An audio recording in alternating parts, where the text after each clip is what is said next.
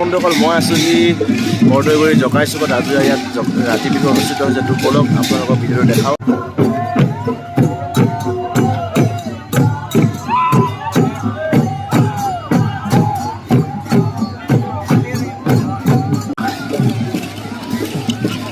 এয়া দেখিছে গাভৰু নাচনীয়ে চাকচনি দিবলৈ আনিছে বা গাঁৱৰ ডেকাবোৰেও চাকচনি দি আছে ইতিমধ্যে।